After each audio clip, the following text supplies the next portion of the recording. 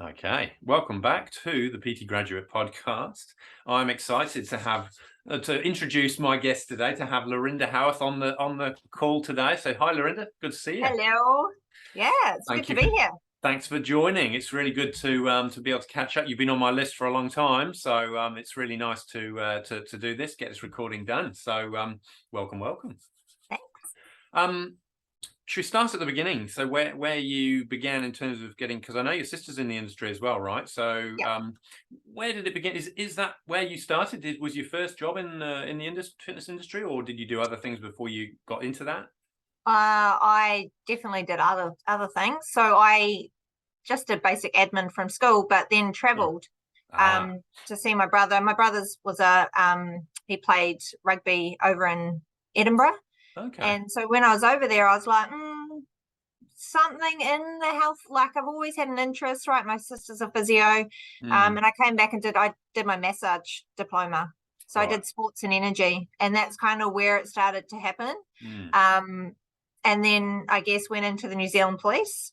So I always had a side hustle. Okay. I was a side hustle type of girl, like always something, like had my little, hand in something. Yeah. And then, did that. Then I did my PT. What was it called back then? New Zealand College of Fitness, I think it was, which has changed now. Yeah, it was Yeah. And then always on the side. Then I did my Zumba instructor. I had to get my dance on. Yeah. And then I think at that point, also probably about 13 years ago, I finally went, you know what? I'm not going to do it as a side hustle, and I jumped all in. Right. So that's when I actually went all in and became a personal trainer. Yeah. And that's when FunFit was actually born as well. My business back in 2012, 2013, I think. Okay. Yeah. But I think, we grew up really sporty, right? So representative netball, brother, my sister played in what was the Aaaand league back then. So sport and health was always, up there. So that's probably where it kind of came from. Yeah. Okay. And that FunFit brand is just it's a great it had a great feel. You had the cheeky cherry logo, which was full. So it was FunFit for life with a cherry on top, right? Yeah.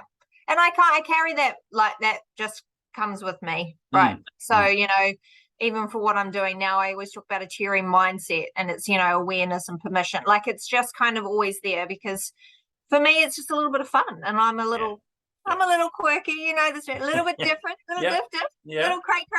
And I just it was always the shirts. Even this time around when I restarted it, it was the shirts came out, the cherries were there, and they just called themselves the cherries. So it and that's, we'll probably talk about it, but community is such a powerful thing to get people getting results and building, that next step, that next layer within a personal training business. So yeah, absolutely. And that's come up in so many of the conversations I've had on here with other people, is those ones who make it, they go out of their way to create that community, which obviously inside the gym or facility or whatever it is, and outside, so that these people feel part of not just that community, but almost a family, really.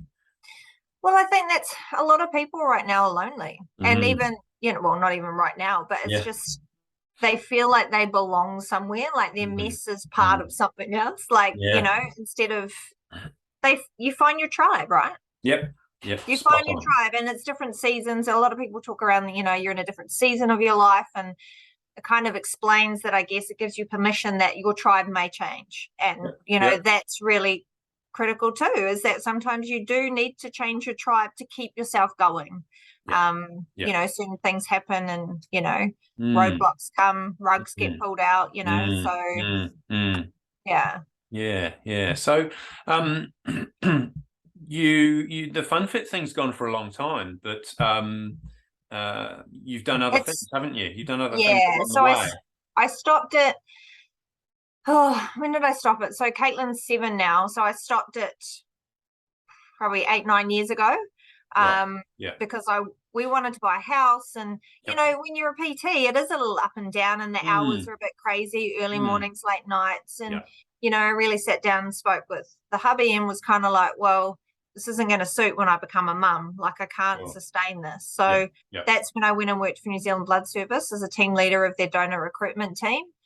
So we created and drove all the blood drives to get blood. Really, really important. Make sure you donate. I know you can't, but donate. I wish I could. Yeah. So that's kind of when we kind of shut that down. And then obviously had my beautiful daughter, went back into work, and that's when share my story. That's when I got my first cancer of Hodgkin's lymphoma back in 2017. Right. So I'd been working for about a year, thinking that I was just a busy mum, tired, all those kind of things. But unfortunately, it was cancer. So and then so I got over that that's when I went after 6 months. I think I was out of work about 9 months, being an overachiever, right? I was like, smash out my chemo for 6 months, back into life. Went and worked at Harbour Sport. So that was a real turning point for me. I guess always wanted to be passion-led, making sure that I was doing something that was community-based or was changing people's lives. So Harbour Sport it's an amazing, facility, and what they do from, little kids learning how to ride bikes and health as well with their active families right through to the older adults. And, it was a great organization to work for. And unfortunately, 2019, I got diagnosed again with a different cancer. I'm one of the lucky ones, that gets a different cancer. Go me. Another blood cancer, but non-Hodgkin's. So I worked through that one though. 4 months of chemo, stem cell transplant, and then the passion was always there. Right? Yeah. The little passion was always kind of lingering, and life's too short. And that's when, I rebirthed, shall we say, FunFit. And it was an interesting time to do it, because we'd obviously had the first COVID. We'd been in lockdown. So it was, we'd had those kind of 6 months, and then October of 2020, I started. And people came, like I had 34 people sign up, and it was amazing. But then the next year, 21, that's when I think, when you're in a service-based industry, it hit really hard with COVID. I don't know about what you found, but people were scared. They didn't want to, we were training outside, but still people were so scared to come. Training a meter apart. It was, and it's the one thing that people need is to move their bodies, to connect, to get the skills and be around people that are not only just positive, because we know positivity, you can be positive and still be having a shit-ass day or shit circumstances, right? But I think we're going to have a real pandemic on our hands coming up. People working from home, scared to go out, like mental health. And I think exercise, if a PT or someone in the health field that is helping people move their bodies, can create community, there's a real opportunity if you can do it in a really unique way that people feel safe, connected, without burning people out, right? So it was amazing. But then for me, the stress got a little bit too much. COVID, the numbers were up and down. And here's the thing, I priced it too cheap. I did. I had a membership style base. Weekly payments. Tried to keep it similar to a gym. Probably a little bit higher, because I did coaching and nutrition as well. Just priced it too thin, because I had coaches. I had if I was in it myself, it would have been fine. Like if I was doing every single training, but there was 4 trainings a week. I just didn't want to be out that amount of time. But I think if there's one thing that I really learned, is that you've got to make sure that you got a good amount of cream without being greedy or whatever. That's for me. I wanted to attract the most people, and I was working with women 40 plus, which is sometimes the hardest to get in. But you've got to make sure that there's money in it, because you're not doing it for love, and people demand a lot. They demand a lot of energy and and they want a lot from you. So Yeah. So unfortunately that's closed down now, but I'm not sure if you want to unpack it anymore, but yeah. Yeah, no, that's it, you know, I guess you had to get to that point where you had to make the tough decision, and you know, as you said, lead with passion. And if you couldn't see that being sort of done in a different way that was still going to keep the wheels spinning for you, then yeah, you've got to make that call, haven't you? And I think, you know, sometimes we can I'm not saying it was a dead horse, but you know, it wasn't clearly, but you can flog a dead horse a little bit too long sometimes, and you know, sort of going, right, what have I learned? I probably need to move on. And I did the same thing with my outdoor stuff a few years ago. I just went, right, this has been 6 years. My body's taken it. It's taken its toll, because, you know, you turn up rain or shine, and yeah, it was a great way of expanding because it built awareness. But it was the lowest price point for probably the most energy out. yeah. And I just went, nah, I'm done with that stuff. So for different reasons, you know, I think we did a similar thing, and I just focused on other areas. And Yeah. it sounds like you've done a similar thing, and your journey's been quite different. But you know, you've been resilient, and not only have you had to deal with your own health challenges, you've had to deal with it in the backdrop of COVID and a whole bunch of other stuff that you can't control. So good on you for making that decision. Yeah, there was a lot of tears. I'm not going to lie. Yeah, I You know, bet. because you feel like you're letting a whole lot of people down, right? Yeah, that's it. And it's kind of backwards. You you're Mm, kind of like, mm, but when it's passion led, you mm. do, like, I haven't even been able to go back because like my coaches have taken over some of the classes. I haven't even gone back yet, and it's been about 6 weeks. And they're like, "Come Right. back," and I'm like, "Come see us," and I'm like, oh, "Still hurts." Yeah. But I think that was the thing. And as soon as I made the decision, I went, it's the right decision, Mm, because mm, I was flogging it. And I think I was giving too much. Like, and I think you made a good point, is like, that's your kind of low ticket in. mm. And then that next level up is where they need to get your attention, right? Like Yeah. those people that are investing in the one-on-one or the smaller group Mm, coaching or training or whatever that is, that's where your mm. attention goes. Yeah. And I think we sometimes forget that that's what they get, is just the training, and that's it. Yeah. So I'm taking all that learning now, and yeah, with my background, with all my leadership background, I've done a lot of coaching, as you know, Yeah. leaning into working with cancer survivors and people touched with cancer, which both times coming out of cancer, there's nothing. Like, I literally went, Really? where do I go now? Like, I've had support every step of the way, which was amazing. I can't fault the public. I can't, Yeah. like, I got the best service. Mm.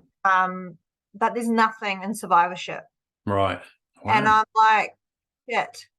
And, you know, like, it's like a lot of people want to forget that you do want to forget that you have been sick, and you carry on. But what we don't do is we don't deal with the trauma. So they like, just go live your life. Like, go do what you were doing. And it's like, well, no, I'm different now. Like, and I have so much healing on a different. So yeah, just leaning into creating some space, getting those connections. And one of my biggest things is building a community again, because this is a unique world of when you've been through cancer, you know, and a lot of people, you know, are saying to me, but what about the support people? You know, like, it's a really interesting, because we go at someone going through cancer, we're like, please just treat me normally. Like, Yeah. and it wasn't until after I'm like, but I don't look normal. So how, like, imagine, you know, seeing me, no hair, no eyebrows, looking a bit gray, a little bit skin, you know. Yeah. And I'm going, hey, treat me normal. And you're like, can I turn your camera off? Because it's a bit fucking hard. Yeah. So there isn't a lot out there already for people who are coming out the other side of that journey, whether they're, you know, they're in remission or because is it a 5-year wait between last symptoms and being officially clear? Different cancers are different. Okay. So most are 3, I would say. Like, if you can get to 3, you've got the tick. Yeah. Some are 5. Okay. You know, and all treatments are all different. And, you know, people that have gone through breast cancer, they might be all clear, but they've got to take other medications. I don't dive into that kind of the treatment kind of recovery side. What I really want to do is get people back into exercise. I'm working with nutritionists, but really the mind stuff and helping people just to look forward, because you can get caught in that. It's no different when you're looking at someone getting started with weight loss or looking after their health. We've just got an extra layer of kind of trauma and grief. But there is nothing, there's private things. So like you can go see people that are specializing in nutrition to help build, you know, after cancer. But there's no, like, a lot of the foundations might still carry on some support groups, but there's nothing like too specific that is like, hey, let's shine a light on what your future is going to be like. And then as things start to pop up, let's deal with that. But because otherwise you're just going, and doctor goes, see you in 3 months, and you're like, that must help build that optimism if you're thinking about the future. But you get scared too. So there's so many ironies, like, because you're like, well, I don't want to plan for 3 years because I might not be here even after. So you've got to deal with all that stuff and kind of push through. Or I don't even know what my life's going to be like right now because I can't even walk to the letterbox. Sure. Oh, crikey. So it's going, okay, let's throw the net out. And then teaching people just with goal setting is go, okay, where do you want to be in a year? But okay, how far can you throw the chair right now? And that might be only a month. Okay, what are those little steps that we can do now, right? And then we can decide to do that. But it's pushing people to go. I'm working with one client. She goes, oh, the husband would say, oh, in 5 years we'll be doing this. And she's sitting there in her head going, I probably won't even be here in 5 years. So if you're saying that to yourself, right? So that mindset stuff is just critical, isn't it, to getting back onto the right track and imagining the rest of your life being relatively normal. But I think too, like, personal training and stuff, I remember I quite like this fact. When I worked at Northern Arena, I would have that one, how you do your one-on-one assessment with everybody. And the reception team would have the joke to see, okay, how long is it before she makes this person cry? Because I know that sounds bad, but I always wanted to get to the why. Like, why? Because I don't want to waste my time. I'm not going to get up here at 5 o'clock in the morning and train your ass if you're here to, lift your bum, or for what? But for what purpose? I don't care if you want to look really good, but for what purpose? Like, what's that underlying, right? And I think it's no different from me working with cancer people to, personal trainers working with people. If you don't get inside someone's head and understand, or they even understand why they're doing it for themselves, so that you can like get in there, that's when the magic happens, right? That's when you know that when it's hard, they're going to show up, because it's it's not about motivation. It's discipline and consistency. And, and I think if PTs can understand that more than not the exercise, like, I was like, yes, you're going to move your body. It's really goddamn important. Like, don't get me wrong. But if you haven't got, your mind has got your body to where it is today. So if you're not getting them inside their head. Yeah, absolutely. I think it was after you were at Northern Arena, we were working together for a little bit in shape, and there were only a couple of consult rooms. And I remember sometimes coming in after you'd arrived and people would leave, people would finish their consult. So you'd probably had the session, you'd gone into the consult room, you'd sat down, closed the door, taken the box of tissues, and and I'm just fiddling around getting ready for my day, and client walks out in tears, leaves the building, drives off, and I'm like, okay, so what happened this time? And you were so good at having those tough conversations, because they were really important. And I kind of learned a lot vicariously from you, because I wasn't doing that sort of stuff with clients. I wasn't getting under the skin and under the bonnet or whatever, to really understand what was going on. And I sort of saw that as an insight for myself as well. Well, if I'm not having those conversations, who else is going to have them with them? And that was really, it was quite powerful. That it's uncomfortable for everybody, but you've got to have those chats. And people used to call me a bit cray because part of my fun fit program was always like when I first originally back in the day, like I only did a Saturday morning and it was an hour and a half long. Like we trained for 45 minutes and then I would have someone else come in like and do bra fittings or teach them how to do Yes. makeup Yeah. or I would do a session. And I remember one session and everyone, I'm cray. It's okay, but it fucking works. And like I remember, everyone's got a story. So everyone wrote down their story. And then for instance, I would sit here and go, okay, pair up. And I'd go, okay, for 3 minutes, you're going to read your story to, the other person. Then the other person will do the same. Right. And then this is where it started, right? And then I would put on a music and I'd be like, or I'd say, okay, do it in an Irish accent. Talk back to, at the same time, do it in an Irish accent. And they'd go away and they'd be talking. And I'll be like, okay, what about now do it with a jig? And I'd put on music. And then I'd go, okay, now do it with, doing the chicken dance. Like, hold on to your story, though. Like, you make sure you're holding on to your, because laughter's starting to happen now. Okay. And so, interesting enough, you do it for a little while. They can't even remember the story because they're so busy giggling and having fun. And that's the point. Most people are holding on so tight to the story and saying it over and over again that they've reaffirmed it. But as soon as you pattern interrupt it, yes, and then rip the thing, throw it in the air, and we did a little bit of a visualization. But there was afterwards, they were like, and I'm like, I'm cray for a reason, but I love, like, this is like, be different. I guess, like, if anyone's out, like, be different, be you. Like, if you've got some crazy shit ideas, do them. Like, yeah, because those people probably haven't ever experienced anything like that before. So for them, it could really be a game changer because they may have tried the traditional stuff that hasn't worked. Yeah. So yes, it may seem a bit cray, but it's actually probably really, really clever. It's a hard one to market. Like, here's the thing, right, though. So as people want to look good. They think exercise or nutrition is going to solve everything. So that's what you have to almost market. And then you got to drop the cray in. Because if you just go in and say, hey, I'm a bit cray, I want to work with your mind, everyone's going to go, ooh, I'm not going back to my childhood. No, thanks.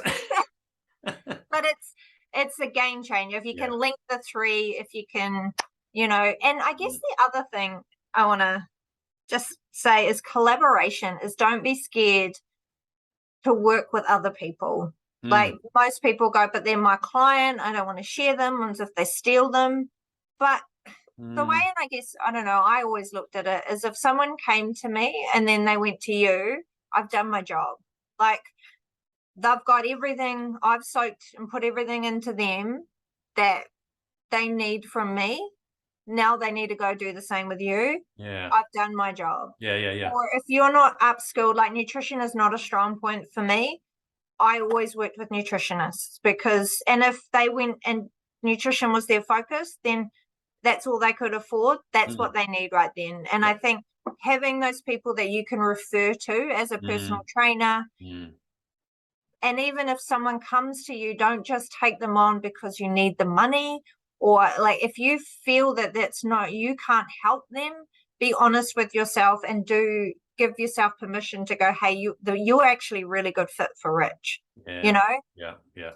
But have a team, collaborate, like do this stuff, I think sometimes in a gym, it's, if you're working in a gym, it's very much like, well, that's I'm on that person, or, I think you don't own people. No.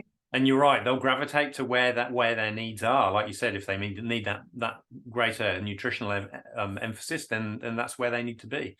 You don't own them. It's not the right approach if you're trying to hang on to them, is it? It's futile. Yeah. But I just thought that's just that's I think collaboration and community and I guess the other piece, I am like a personal development junkie. I think that's you're probably very similar. Like, just keep learning. Like, I'm not the most academic person. Like, I remember when meeting with you and Zach, and I'm sitting there going, what the fuck am I sitting here with these two for? Like, I'm like, like I do things different. And I think that's I learn by doing and being part of things and, listening to podcasts. And I'm not an academic. Like, my sister is an academic. And there's nothing wrong with that. And I think that's just learn the way that you learn, right? And then be you, however that is delivered. Yeah. So that authenticity, I think, you know, comes through loud and clear in all the things you're saying, but I think it needs to be, you know, carried out through all our interactions with our clients as well, isn't it? That's really where because no one else can be you, right? So that's your biggest point of difference, your competitive advantage. Be cray cray. Maybe I should change my business name to cray cray. Cray cray with cancer or something like, you know, cray cray after cancer. That's not a bad thing, you know. You're kind of lightening the mood a bit. You know, they say humor is the best medicine, or laughter is the best medicine. I'm gonna hang on. I should write that down. Cray cray after cancer could be like a post every week. Take that down. I'm doing the same. I'm doing exactly the same thing with mine. Yeah, don't worry. That's the thing, though. When stuff pops in your head, like if I'm out doing a walk or a run, I've got to stop, get my phone out, put the notes in that just came into my head. Because as soon as I get back, it will have gone. And sometimes you just, you know, you get a sentence or a phrase and you go, right, that's the juice. I need that for whatever project I'm working on or whatever it is. So, yeah, it's good to have that mental flow state so that you can pick up the things you need to pick up. Yeah. Mine's always driving. So I'm always like grabbing my phone with my voice thing, pausing the podcast or the music. I'm like, or I'm screenshotting stuff on my phone, and then I'm like, oh, I need to go back to that. I need to go. Yeah, that's it. Yeah. Back to the photos, because there's about 17 in there you need to keep. Yeah. It's good. I love the tips that you've scattered all the way through the conversation. That's really, really good. And I think people will pick up those pretty easily. Any others that you wanted to share or drop in before we close?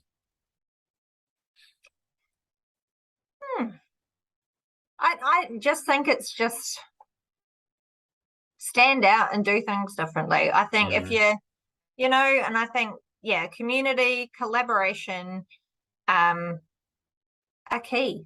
And look at the person as a whole, not exercise, nutrition, like they are one. And some days I remember people used to come train to me and I got them so well kind of versed to go, it's just coffee day, and would go and have a chat. Right. Like, because if they're stressed, like, you know, if they're stressed, it's no point layering in a layer of like a hit train. Like if you've got your schedule and you've got to, how are you? What, like, just, it's about them. It's not about, you know, and I think that's, I think you're absolutely right. And it's a good sign that you're winning, you know, when they can tune it in and make that decision for themselves and go, I'm not ready for that, but I think we'll do this. Because, you know, I'll check clients in through the door and just get them to rattle off some scores across a few things. And that helps me understand their readiness. But really, it's for them. It's not for me. Yeah. You know, every time they do it, sleep, 2 out of 10, sleep, 2 out of 10, sleep, 2. Is there something we could do around the sleep, you know? So, but I think that's you're getting information though, right? And that's your job too. It's not about to define someone's well, that's the way I look at it. You know, some people specialize in that, and I think that's amazing. That's be authentically you. But with that, making sure that you're laying good, healthy habits for the long term of that person as well. Yeah. Totally. Yeah. Part of a bigger picture. Yeah. Thanks for having me. You're welcome. Cray is out. You're welcome. I was going to say, can I have $1 for every time you said cray? It was instead of saying or like. What was I going to say? I was going to say, so there may be some people out there who've got clients who have either been through cancer or may be on that journey. Where can people find you so that maybe they can contact you or send their clients to get some help or some support, so that, you know, because there aren't that many people doing what you do, I don't think. And so, you know, if this community can tap into what you do and get some assistance, because, you know, cancer it's not going away. I mean, it's sadly the statistics are going the wrong way, aren't they?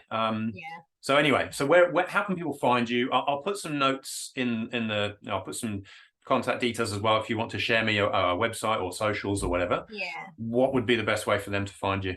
I'm just currently updating my website, so I Okay. won't send people there. But the best place probably is Instagram, and it's just at Laurinda Howarth. Oh, yeah. Or there, I do have a free community group on Facebook called Cancer Led Me Here. So that's for anyone that has been touched by cancer. So I mainly work with survivors, but I wanted that community to be about anyone that needs a little bit of extra support. It's just a very nice way to just kind of be in there and watch or get engaged. Like it's just, I'm not putting too much energy in there because it's the free one, you know, Rich. But yeah, definitely Instagram, but please just, Facebook, like add me, like I'm happy to help and offer any support or talk to people because, you know, I just want to help as many people as I can. Yeah, exactly. You know? Exactly. Yeah, cool. Awesome. Thank you very much for your time. It's been awesome catching up and chatting. I will put those details in the show notes and wish you a great afternoon and a good weekend. Thanks, Rich. Cool. See ya.